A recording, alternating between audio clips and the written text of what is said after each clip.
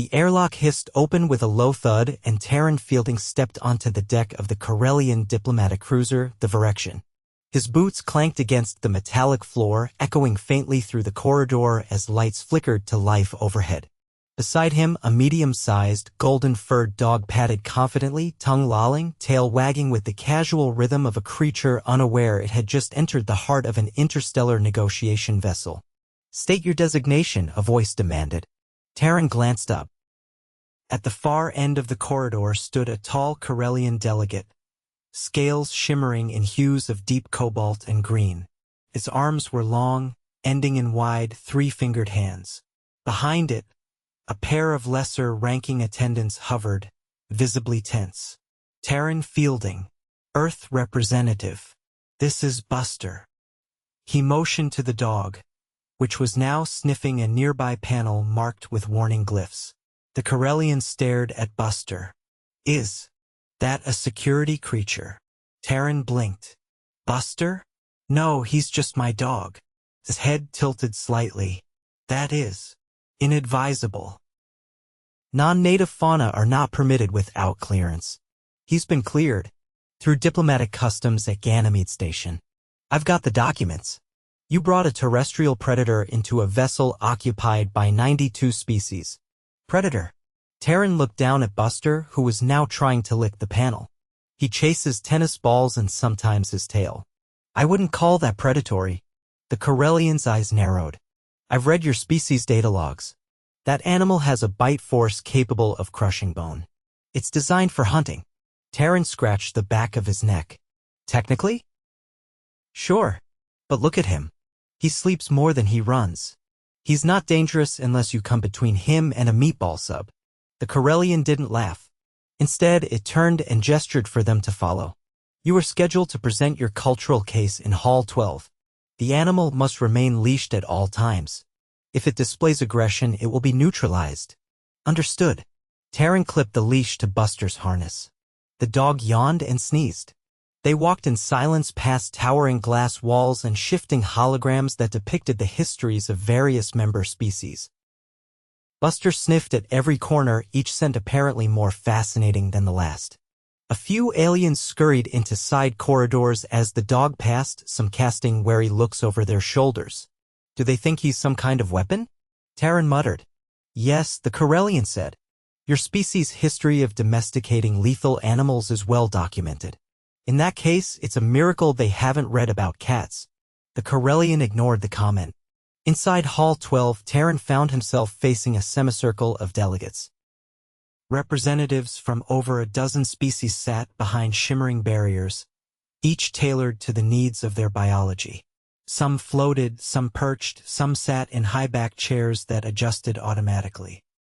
He took his place at the presenter's platform while Buster lay down at his feet, tail thudding gently against the floor. The dog made a low huffing sound as he settled in. A thin creature with translucent skin and 6 eyes addressed him first. "Why have you brought a genetically aggressive organism into this council space?" "He's not aggressive. He's a dog. Our companion animals. They've evolved with us for tens of thousands of years. They're family." "You cohabit with this creature?" "I do. He sleeps under my desk and occasionally on my feet." The delegate leaned forward. "And you trust it not to attack you?" "Completely." A ripple of uneasy murmurs passed through the chamber. Another delegate, this one covered in a thick, moss-like fur, spoke. "We reviewed the footage from the Taren colony on Vexa 4. This creature was seen chasing a drone for 5 minutes before tackling it midair. The drone was destroyed." Taren sighed. "That was a delivery drone. It beeped when it flew. Buster thought it was a toy. The company refunded me. He destroyed a flying machine. He also got scared of a garden hose. Look, dogs are weird. They're brave one moment and terrified of a cucumber the next. Show us this creature's temperament." Taren hesitated. "You mean now?" "Yes, we require a demonstration." He crouched down to Buster. "All right, buddy. You know what to do." Taren reached into his coat pocket and pulled out a crinkled, squeaky plush shaped like a purple octopus. Buster's ears perked. He jumped up, tail wagging furiously. Taren squeaked at once. Buster launched into a flurry of excited circles, barking joyfully. The delegates recoiled, some shielding their faces. One tried to activate a defensive barrier, but the system flagged no threat. Taren tossed the toy. Buster charged after it, his nails skittering on the floor as he pounced, skidded, and smacked into the wall with a soft oof. The chamber fell silent. Buster trotted back, tail wagging, plush in mouth. He dropped it at Taren's feet, then flopped down and licked his paw. "You see," Taren said. "Harmless." The moss-covered delegate stared. "It is. Unpredictable. So are toddlers. We don't ban them from diplomatic spaces." The Kirellian from before stepped forward. "We will allow the animal to remain. However, it will be monitored." "Fine." Taren glanced at Buster, who was now curling into a ball, head resting on his own tail. The hearing continued, moving on to other topics of trade and planetary cooperation. Taren offered data, made his case, and fielded questions. Through it all, Buster slept peacefully at his feet, occasionally twitching as if chasing dream squirrels. After the session, the Kirellian approached him privately. "You performed adequately. Thanks, I think. It still confounds me how your species coexists with such volatile organisms." "You mean dogs?" "Yes, they are wildly inconsistent." Taren looked down. Buster was snoring softly, one paw twitching. "That's part of their charm. One moment, it was frothing and leaping. The next, it is inert. He had a good run. Now he's recharging." The Kirellian crouched a little, observing Buster without leaning too close. The dog wriggled lazily and released a soft, contented sigh. The alien looked up. "This behavior, is it strategic?" Taren laughed. "No, he's just asleep." Later that evening, Taren was granted guest quarters aboard the Virexion. The room was Spartan but clean, with a pressurized sleeping pod and a nutrient dispenser. Buster had his own padded mat and a bowl of water. Taren sat on the floor, back against the wall, watching his dog. The golden retriever had wedged himself against the base of the sleeping pod and was snoring softly, legs sticking straight up in the air. A curious face appeared at the doorway, a smaller alien, green-skinned and covered in iridescent flecks. "Is it safe?" "Come in," Taren said. "He's out cold." The alien stepped cautiously into the room. It watched Buster for a long moment. Then, as if testing fate, it reached out a tentative hand and brushed the dog's fur. Buster snorted, shifted, and kept sleeping. The alien's eyes widened. "It is soft." "Yeah, he's got a good coat. I expected it to be more bristled." "Some are. Buster's a golden. They're known for being friendly." The alien sat down on the opposite side of the room, still watching. "I thought we would need containment protocols." "Me too. Honestly, I thought someone would make me send him back to Earth." A pause. "Can I sit closer?" "Sure. Just don't step on his tail." The alien slid closer until it was only a foot away. Buster stirred, opened one eye, then closed it again. "I have never touched a predator before. You should see him eat peanut butter." The alien chuckled, a high, ringing sound. "I think I like your companion." "I do too." As the cruiser drifted silently through deep space, tension faded from the diplomatic halls. Rumors spread of the beast that slept like a stone and chased toys like a child. Delegates began to visit the human quarters, curious. Some brought gifts, strange treats, alien-shaped chew toys, and once a vibrating cube that made Buster bark for 10 straight minutes before falling asleep on it. By the end of the week, Buster had become something unexpected, a symbol of peace, unpredictability, and the surprising softness of a species once thought dangerous. But the real test came when the ship's systems failed during a solar flare and chaos erupted on Deck 6. Taren and Buster were the first to respond. And that, as the Kirellians would later say, was when the real story began. The emergency lights snapped on in Deck 6, casting long crimson streaks over the bulkheads. The Virexion's artificial gravity dipped for a breath, then steadied with a faint groan from somewhere deep in the ship's frame. Taren crouched low, one hand braced against the wall, the other gripping the side of a maintenance conduit as the floor plates trembled beneath his boots. Buster whined, low and uncertain, ears swiveling. "I know, buddy." "Stay close," Taren muttered, squinting down the corridor. The lights flickered again, dimmed, then came back brighter. A klaxon wailed once, then fell silent. A Kirellian crew member staggered around the curve of the hallway ahead, one arm cradling the other. Pale yellow fluid seeped through its uniform, trailing droplets behind. "Are there more injured?" Taren called out, jogging forward. The Kirellian's crest twitched. Auxiliary systems collapsed. Heat shielding failed. "There were 3 of us. Where are the others?" "Still inside." Taren didn't wait. He unclipped the emergency mechit from his belt, pressed it into the Kirellian's good hand, and darted past, Buster bounding at his heels. The hatch to the auxiliary systems hub was jammed half open, warped from the heat flare. Thin smoke curled out of the gap, tinged with metallic tang. Taren dropped to his stomach and wriggled through the opening, cursing as his shoulder caught on a jagged edge of paneling. Buster hesitated, then followed belly low to the floor. Inside, the room was a mess of twisted conduits and seared insulation. 2 bodies lay near the far wall, one slumped and unmoving, the other twitching weakly.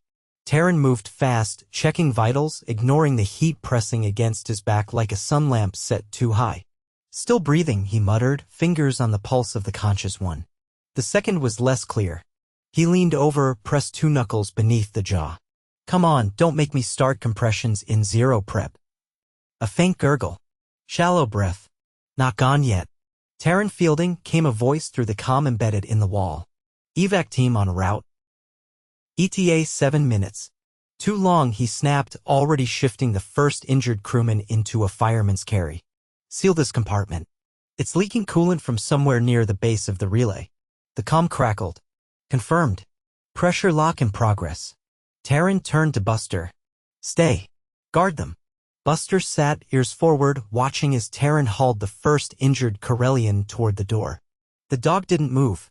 Outside, the corridor was already warming.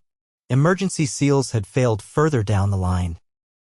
Taren laid the Kirellian down beside the one who'd flagged him, then scrambled back toward the hatch, sliding once on a patch of coolant that hadn't been there before. He wriggled back inside.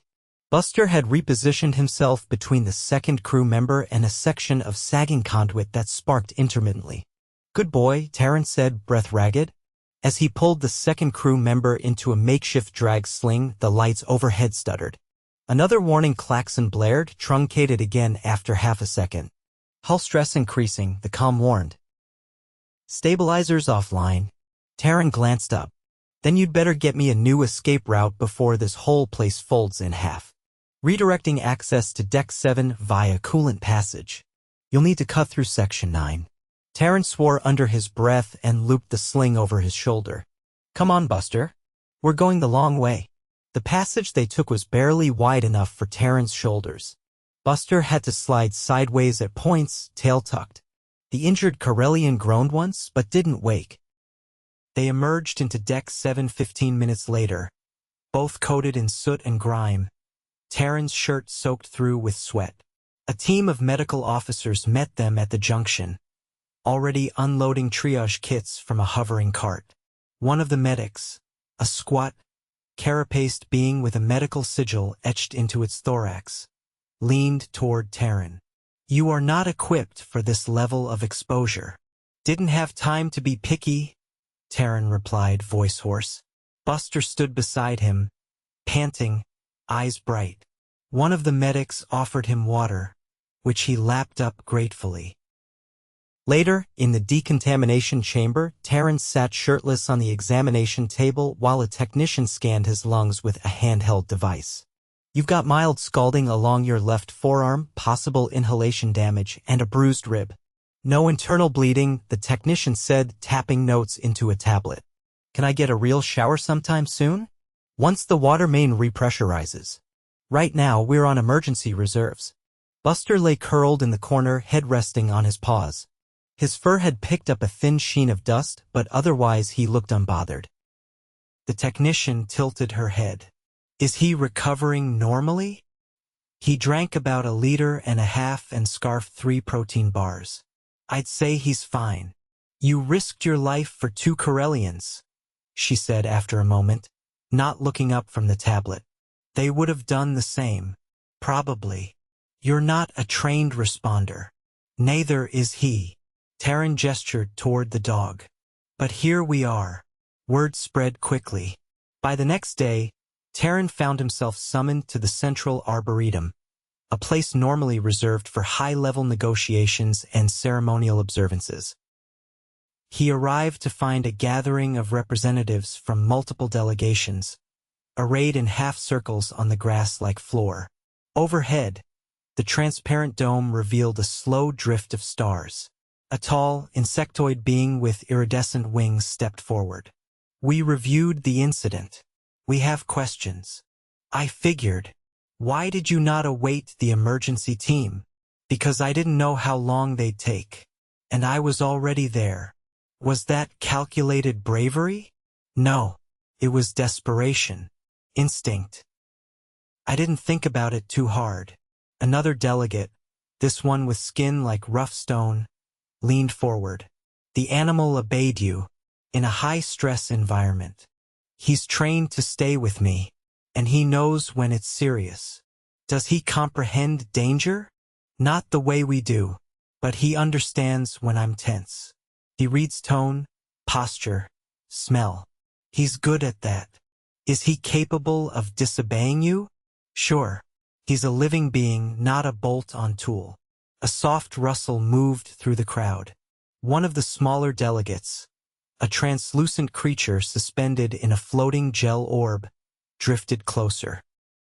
In our culture, bravery is marked by sacrifice without expectation. You did not pause to weigh gain or outcome. I didn't have time, which makes it more significant. Taren shifted awkwardly. Look, I didn't come here to be a hero. I just didn't want anyone to die on my watch. And the animal? Would it have intervened if you were harmed? I believe so. Would you stake your life on it? I already have. The arboretum fell quiet. Somewhere behind him, Buster let out a sleepy little groan and flopped onto his side, tail thumping once against the soft ground. The insectoid delegate stepped forward again. We request a demonstration of his bond with you. Taren raised an eyebrow. What kind of demonstration? Nonverbal coordination. Stress response. Command retention after auditory interference. You want to stress test my dog? We wish to understand. Taren looked down at Buster, who had now rolled onto his back in the grass. Fine. Just don't startle him too hard.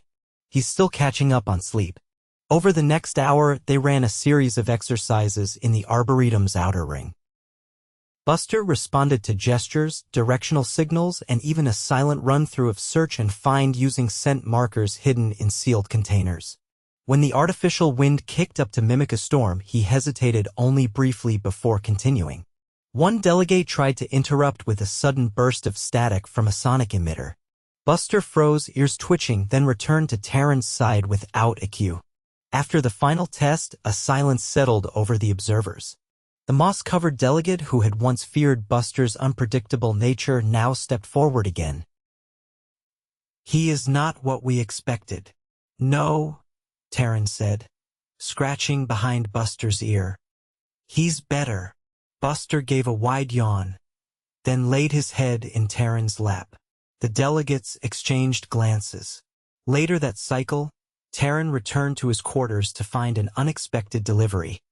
A small plaque engraved in 3 languages, bearing the symbol of the interstellar concord. Underneath, it read, "In recognition of instinctive trust, unspoken loyalty, and the unpredictable courage of species unknown." Taren placed it on the wall above Buster's bed. The dog didn't react. He was already asleep, one paw twitching gently as he dreamed. The water pressure finally returned 2 days later, and with it came the first full crew restoration cycle. The Virexion's arboretum had been closed for repairs, its temperature regulators damaged from the coolant reroute, so the gathering space was moved to the upper observatory. There, beneath the transparent dome that curved above like a frozen ocean, the crew mingled in loosely organized groups, exchanging updates and, occasionally, uneasy glances toward the lone human and his companion. Taren leaned against a low structural beam, sipping from a flask filled with surprisingly decent ship-brewed coffee. Buster lay stretched out beside him, muzzle resting on one paw while his back leg twitched in sleep. His fur had been washed, dried, and brushed into a golden halo that shimmered under the observatory's soft lighting.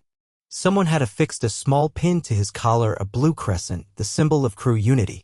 Taren didn't know who had done it, and Buster hadn't noticed. A group of Virelians floated nearby, their gelatinous bodies pulsing with slow color shifts. One of them regarded the dog with a kind of wary fascination. "He is not required to remain alert?" Taren took another sip. "He's off duty. You do not maintain a rotation of vigilance? He naps when he wants. That's kind of the whole deal." The Virelian pulsed a shade of chartreuse. "Your species entrusts operational support to an animal that self-regulates rest cycles? He's not support. He's company. I'm the one doing the work. Your definitions are unconventional. So are we." A nearby set of antennae twitched. A Froskian technician approached, movements careful, like someone unsure whether the sleeping creature might wake and attack. Buster didn't stir. "I watched the internal footage," the technician said without introduction. "You carried one of our engineers through coolant vapor with a cracked rib. Yeah, that felt exactly as bad as it sounds. Why would you do that? Because he was alive. That was the whole reason. If the damage had been worse, you could have died. I knew that." The technician paused. "You didn't hesitate. Didn't have time.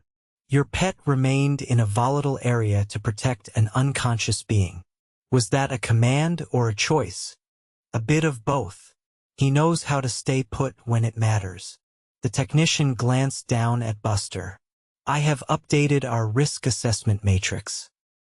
His species is now categorized as situationally heroic." Taren chuckled.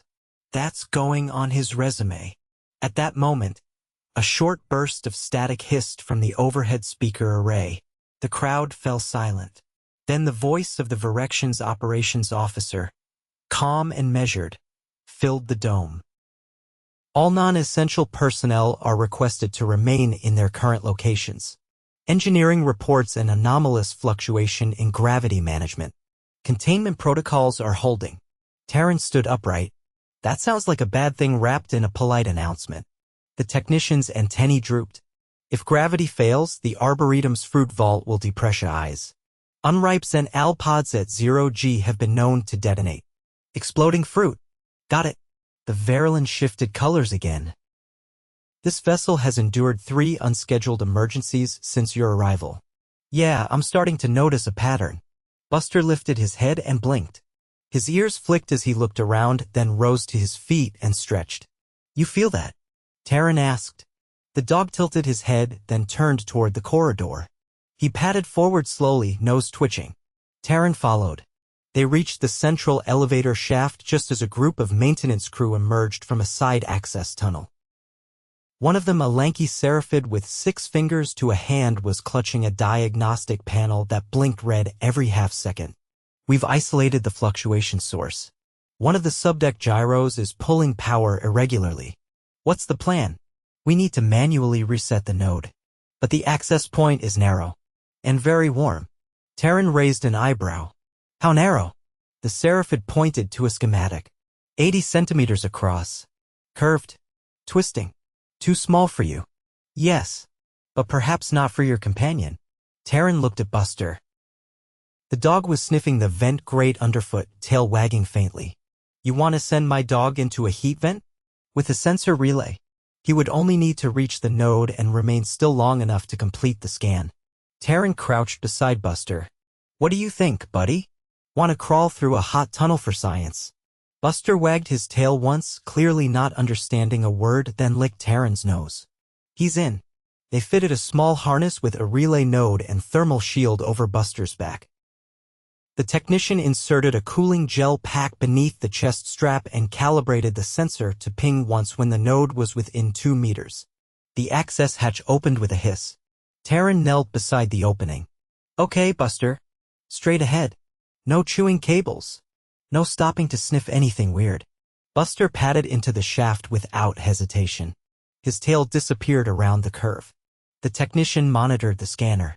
He's progressing. Temperature is rising. Taren watched the screen. He's done worse. He once fell asleep under a sun lamp on Mars orbital. At 100 seconds, the relay pinged. The technician tapped a button, initiating the scan. Hold position, she muttered. Buster's signal stayed steady. Scan complete. Node reset initialized. Retract. Buster, come on back. Nothing. Taren leaned in. Buddy? The tail appeared first, wagging. Then the rest of him. He emerged blinking and panting, bits of dust clinging to his fur. Taren laughed. You look like you've been baked. Buster sneezed and trotted into a circle before flopping onto the cool floor. The technician stared. He followed your tone alone. He knows when I mean it. Later, with the gravity system stable and the fruit vault intact, the crew gathered again, this time in the food commons, where the cooks had managed to scrape together an impromptu celebration. Someone produced a chunk of protein loaf shaped like a bone, and Buster devoured it in 3 gulps before curling up beside the serving station. The Seraphid approached Taren with something tucked under one arm. It was a small, square data crystal engraved with the Virexion's crest. We have added him to the ship's log as an auxiliary asset. Taren took the crystal. He's not going to start wearing a badge, if that's what you're thinking. Unnecessary. His reputation now precedes him. By the next cycle, the Virexion systems were fully restored, and the diplomatic review concluded without incident. Taren prepared for departure, gathering his minimal belongings, while Buster snoozed on the exit ramp in a patch of artificial sunlight. The Kirellian delegate from their first meeting appeared, holding a small parcel. This is for him. Inside was a folded blanket made of temperature-regulating fibers. It shimmered in soft hues and bore the seal of the Interspecies Council. He will not understand its significance, the delegate continued, but he has earned it. Taren folded it neatly, placing it in his bag. I'll make sure he naps on it. The delegate nodded once. As they stepped aboard the shuttle bound for the nearest transit station, Buster yawned extravagantly and flopped across 2 seats. Taren let him. He'd earned it. The shuttle lifted off and the Virexion shrank behind them, its hull gleaming in the distance. Taren leaned back, resting his head. You know, he muttered, for a dog that was supposed to terrify the galaxy, you sure made a lot of friends. Buster snored in reply. And that, Taren figured, was probably the best answer anyone could give.